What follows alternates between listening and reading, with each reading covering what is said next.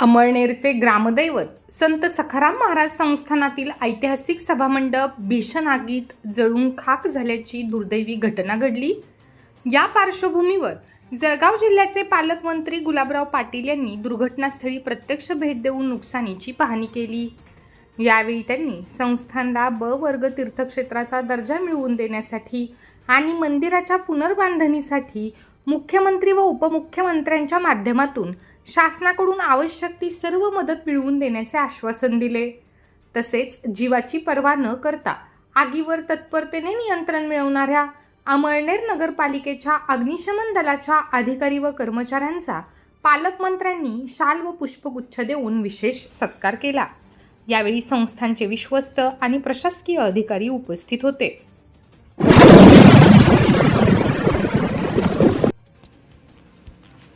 प्रति पंढरपूर म्हणून प्रसिद्ध असलेल्या संत सखाराम महाराज वाडी संस्थानात 1 जुलै रोजी रात्री शॉर्ट सर्किटमुळे भीषण आग लागली। या दुर्घटनेत मंदिराच्या सभामंडपाचे मोठे नुकसान झाले। मात्र या संकटाच्या क्षणी जात धर्म आणि राजकीय भेद विसरून हिंदू मुस्लिम बांधवांनी एकत्र येत जीवाची पर्वा न करता आग विझवण्यासाठी शर्थीचे प्रयत्न केले। अमळनेरकरांनी दाखवलेल्या या अभूतपूर्व एकोप्यामुळे सामाजिक ऐक्याचे प्रेरणादायी दर्शन घडले आहे। सध्या आषाढी वारीत असलेल्या वाडी संस्थानचे गादी पुरुष परमपूज्य प्रसाद महाराज यांनी याबद्दल अमळनेरकरांप्रती तीव्र कृतज्ञता व्यक्त केली आहे। तुमच्या या एकोप्यामुळे माझी वारी निर्धास्तपणे सुरू आहे असा भावनिक संदेश त्यांनी दिला। आग लागल्याचे समजताच प्रशासन, अग्निशमन दल, पोलीस, लोकप्रतिनिधी, पत्रकार, वाडीचे विश्वस्त, सेवेकरी आणि हजारो नागरिकांनी तातडीने धाव घेत मदत कार्य केले। अमळनेरसह पारोळा, चोपडा, शिरपूर येथील यंत्रणांनीही यासाठी मदत केली।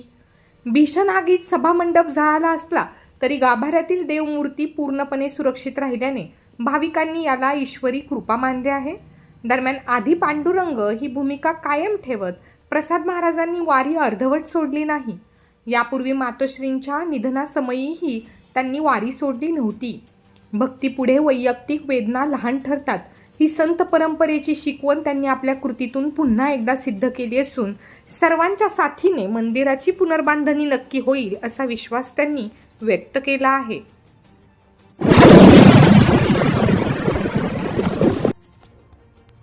आमदार तथा माजी मंत्री अनिल भाईदास पाटील यांनी 3 जुलै रोजी सकाळी मुंबई येथे विधान भवनात मुख्यमंत्री देवेंद्र फडणवीस यांची भेट घेऊन अमळनेर येथील परमपूज्य संत सखाराम महाराज वाडी संस्थानला लागलेल्या आगीबाबत माहिती दिली व तातडीने मंदिर पुनर्बांधणीसाठी 15 कोटींचा निधी विशेष बाब म्हणून उपलब्ध करून देण्याची विनंती मुख्यमंत्र्यांना केली आहे।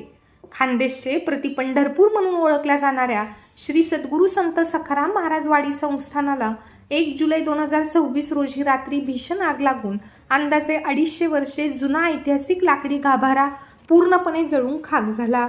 या दुर्घटनेत सुमारे 15 कोटी रुपयांचे नुकसान झाल्याचा प्राथमिक अंदाज आहे। तातडीने स्ट्रक्चरल ऑडिट करून पर्यटन किंवा तीर्थक्षेत्र विकास आराखड्याअंतर्गत शासनाने प्रस्ताव मागवून सुमारे 15 कोटी निधी उपलब्ध करून मंदिर संस्थान पुनर्जीवित करावे अशी विनंती आमदार पाटील यांनी निवेदनातून केली आहे। यावर मुख्यमंत्री यांनी सकारात्मक प्रतिसाद देत शासन याबाबत सकारात्मक भूमिका घेईल अशी ग्वाही आमदारांना दिली आहे।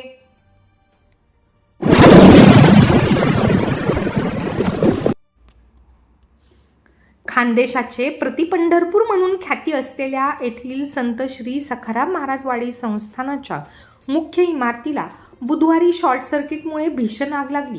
या दुर्घटनेत मंदिराची ऐतिहासिक सागवानी इमारतीचा काही भाग जळून खाक झाला असून धार्मिक वारशाचे मोठे नुकसान झाले आहे। सुदैवाने श्री विठ्ठल रुक्मिणी यांच्या मुख्य देवमूर्ती सुरक्षित असून कोणतीही जीवितहानी झाली नाही। शुक्रवारी खासदार स्मिताताई वाघ यांनी घटनास्थळी भेट देऊन नुकसानग्रस्त परिसराची पाहणी केली। त्यांनी प्रशासन व संस्थानच्या पदाधिकाऱ्यांशी चर्चा करून नुकसानीचा आढावा घेतला।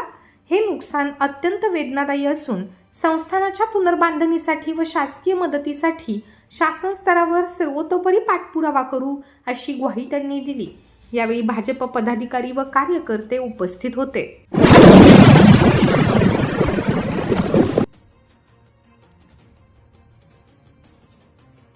2010 पूर्वी नियुक्त झालेल्या शिक्षकांना TET शिक्षक पात्रता परीक्षा सक्तीची असू नये या मागणीसाठी महाराष्ट्र राज्य मान्य खाजगी प्राथमिक शिक्षक व शिक्षकेतर महासंघाने जळगाव लोकसभा क्षेत्राच्या खासदार श्रीमती स्मिताताई वाघ यांची भेट घेतली. खासदार संपर्क अभियानांतर्गत त्यांच्या निवासस्थानी चर्चा करून महासंघाच्या वतीने निवेदन देण्यात आले. सर्वोच्च न्यायालयाच्या निर्णयानुसार 1ली ते 8वीच्या शिक्षकांना TET सक्तीची केल्याने शिक्षकांच्या नोकरी व पदोन्नतीवर गदा आली आहे. यामुळे देशभरातील 25 लाख शिक्षक व त्यांचे कुटुंबीय प्रभावित होणार असल्याचे खासदार वाघ यांच्या निदर्शनास आणून देण्यात आले. तसेच संसदेत कायद्यात योग्य ती दुरुस्ती करण्याची विनंती करण्यात आली. यावर खासदार वाघ यांनी या प्रश्नाला न्याय मिळवून देण्याचे आश्वासन दिले. या प्रसंगी महासंघाचे राज्य नेते अशोक मदाने, हेमंत कुमार पाटील, जिल्हाध्यक्ष अजित चौधरी, अमळनेर तालुकाध्यक्ष आशिष पवार, जळगाव तालुकाध्यक्ष निलेश मोरे यांच्यासह अनेक पदाधिकारी उपस्थित होते.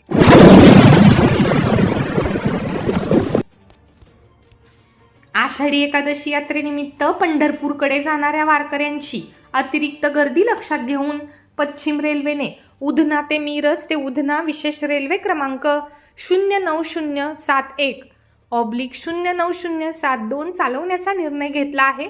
ही विशेष रेल्वे प्रत्येकी 2 फेऱ्या करणार असून अमळनेर रेल्वे स्थानकावरही तिचा थांबा देण्यात आला आहे. त्यामुळे खानदेशातील वारकऱ्यांना पंढरपूरला जाण्यास मोठी सुविधा उपलब्ध होणार आहे. रेल्वे प्रशासनाने दिलेल्या माहितीनुसार 09071 उधना ते मिरज विशेष ही गाडी 23 व 24 जुलै 2026 रोजी उधना येथून सकाळी 7:45 वाजता सुटेल. ही गाडी अमळनेर स्थानकावर सकाळी 11:30 वाजता येऊन 11:32 मिरजकडे रवाना होईल. पुढे पंढरपूर येथे पहाटे 4 वाजता पोहोचून मिरज येथे सकाळी 7:30 वाजता दाखल होईल.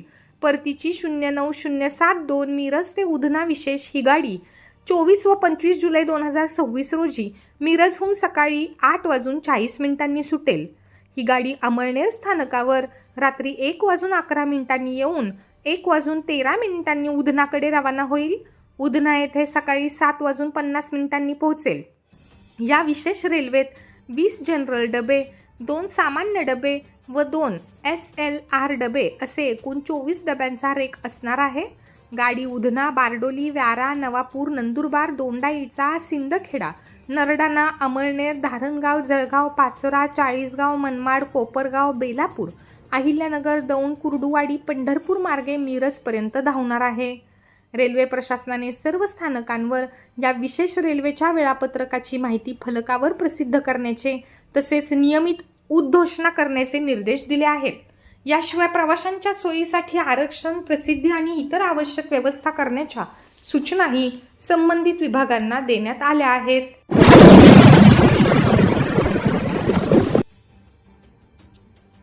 भारत निवडणूक आयोगाच्या निर्देशानुसार सुरू असलेल्या विशेष सखोल पुनरीक्षण SIR मोहिमेअंतर्गत मतदार यादी अद्ययावत करण्यासाठी EF फॉर्म वितरण व माहिती संकलनाचे काम वेगाने सुरू आहे. पात्र मतदारांची अचूक नोंदणी व्हावी आणि मतदार यादीतील त्रुटी दूर व्हाव्यात या उद्देशाने अधिकारी व कर्मचारी घराघरात जाऊन नागरिकांशी संपर्क साधत आहेत. सदर मोहीम अमळनेरचे उपविभागीय अधिकारी मयूर भंगाळे व तहसीलदार रुपेश कुमार सुराणा यांच्या मार्गदर्शनाखाली राबविण्यात येत आहे. या मोहिमेदरम्यान नागरिकांना आधार कार्ड, मतदार ओळखपत्र, चालू मोबाईल क्रमांक आणि 2 रंगीत पासपोर्ट आकाराचे छायाचित्र तयार ठेवण्याचे आवाहन करण्यात येत आहे. तसेच EF फॉर्म अचूक भरून संबंधित अधिकाऱ्यांना सहकार्य करण्याचे आवाहनही करण्यात आले आहे. निवडणूक आयोगाच्या या महत्त्वपूर्ण उपक्रमामुळे मतदार यादी अधिक अचूक, पारदर्शक आणि अद्ययावत होण्यास मदत होणार असून प्रशासनाने सर्व नागरिकांनी या मोहिमेला उत्स्फूर्त प्रतिसाद देऊन सहकार्य करावे असे आवाहन केले आहे.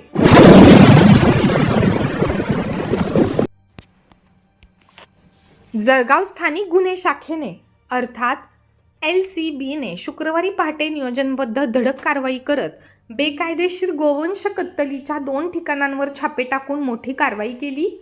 पारधीवाडा आणि जपान जिंग परिसरात एकाच वेळी टाकलेल्या छाप्यांमध्ये 11 जणांना ताब्यात घेण्यात आले असून 6 संशयित घटनास्थळावरून पसार झाले आहेत. या कारवाईत मोठ्या प्रमाणात गोवंशाचे मांस, कत्तलीसाठी वापरली जाणारी हत्यारे व साहित्य जप्त करण्यात आले. तर 3 जिवंत बैलांची सुटका करून त्यांना सुरक्षित गोशाळेत हलविण्यात आले. सकाळी 6 ते दुपारी 12 या कालावधीत राबविण्यात आलेल्या विशेष मोहिमेत पोलिसांनी पारधीवाडा व जपानजीन परिसरातील 2 ठिकाणांवर एकाच वेळी धाड टाकली. कारवाई दरम्यान घटनास्थळावरून हसन खान गुलाब खान पठाण, मोहसिन खान हसन खान पठाण, फराज खान हमीद खान कुरेशी, अरशद खान अजीज खान कुरेशी, रियाज अहमद अब्दुल शकूर कुरेशी, तन्वीर शेख ताहेर कुरेशी, जावेद खान सुलेमान खान कुरेशी, अब्दुल शेख नुरा कुरेशी, अजीज शेख नजीर कुरेशी, अल्ताफ खान अजीज खान कुरेशी आणि शरीफ शेख अकबर कुरेशी यांना ताब्यात घेण्यात आले. दरम्यान इक्बाल शेख आहद शेख कुरेशी, जहांगीर शेख साबिर शेख कुरेशी, आरिफ अजीज कुरेशी, जाबिर खान अब्बास खान कुरेशी, जहीर खान जाबिर खान कुरेशी आणि शरीफ खान मजीद खान कुरेशी हे 6 संशयित घटनास्थळावरून पसार झाले असून त्यांचा शोध सुरू आहे. कारवाई दरम्यान विविध वयोगटातील 3,15,000 रुपये किमतीचे गोवंशाचे सुमारे 1,575 किलो मांस जप्त करण्यात आले. तसेच 4 लोखंडी कुऱ्हाडी, 9 लोखंडी सुऱ्या, 6 कोयते, 2 वजन काटे व इतर साहित्य असा एकूण 3,18,000 रुपयांचा मुद्देमाल पोलिसांनी जप्त केला. याशिवाय जपानजीन परिसरातील पत्र्याच्या शेडमधून 12 ते 16 वर्ष वयोगटातील 3 पांढऱ्या गावरान बैलांची सुटका करण्यात आली.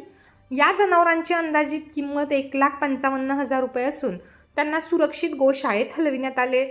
जप्त मुद्देमाल व जनावरांची एकूण किंमत 4,73,000 रुपये असल्याचे पोलिसांनी सांगितले. कारवाईनंतर पशुवैद्यकीय अधिकारी डॉक्टर संदेश वारठोरे यांच्या उपस्थितीत गोवंशाच्या मांसाचे रासायनिक विश्लेषणासाठी CA नमुने सीलबंद करण्यात आले. उर्वरित मांस अमळनेर नगर परिषदेच्या मदतीने पंचांसमक्ष खड्डा खोदून नष्ट करण्यात आले.